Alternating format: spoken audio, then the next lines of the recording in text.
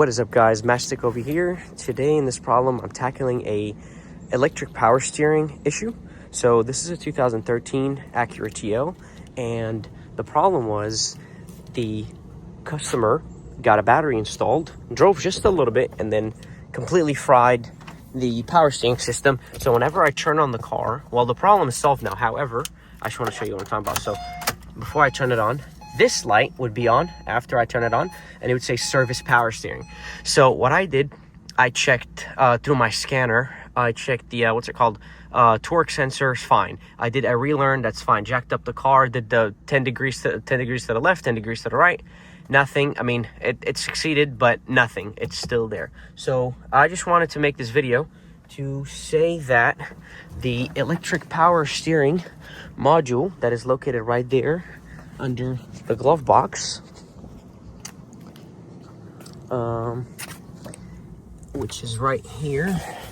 I don't know if I'm gonna take this off. It's somewhere above right there, and let me show you how it looks. Okay, so I had to cut the video.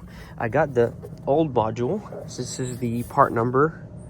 So there's two tags. There's the Elysis right here, and there's a tag on the back right here that says Showa.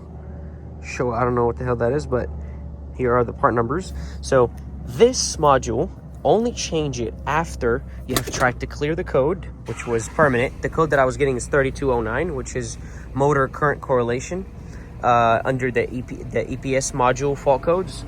And what I went ahead, as I said, I done the resets through my scanner. If you go through like a bidirectional scanner, there are a couple special functions that you can use to reset some stuff on the electric power steering system. However, it was not successful, and the code was permanent. Every time I clear, it would come back. So my next step was taking this panel off and removing this. Now, to remove this, there's a fuse box right here, right there. And after you remove this panel, you'll expose it. There are two bolts up, top and bottom, and then there's a lot of connections right here. And once you're done with that, you yank it off, put it right here, because there's still a connection to it. And then there are 3 bolts holding this module in place, and the way that they bolt onto it is that it's a pattern that looks like a triangle. Well, in matter, it's like a pattern like this, and then it stems out, like I think from here, right there. And when you put it on the car, it will be a bolt here and 2 bolts there, and that's it. There's 4 connections, 3 quick removal, and this one's quick too, but it's just a little bit funky to take out. And that was it. So let me show you how it is after I replace the EPS module. So I'm gonna go ahead and get into the car.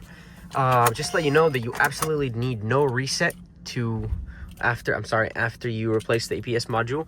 All you have to do is make sure both battery terminal cables are disconnected, and then after you install everything, connect them back, start the car. There we go. No more codes. Car's fine. No lights on the dash regarding the power steering, of course, and it's easy as butter. This is 1 finger. Super good. Let me know if this video is helpful. I looked up a lot of videos before this. Some of them were helpful, some of them were not. Never really seen any videos about the code 3209. But if you have it, motor correlation, and it's a permanent code, try to do the resets with a bidirectional scanner. If not, the EPS module is your solution. Thank you guys so much. Ask me any questions in the comments. Bye-bye.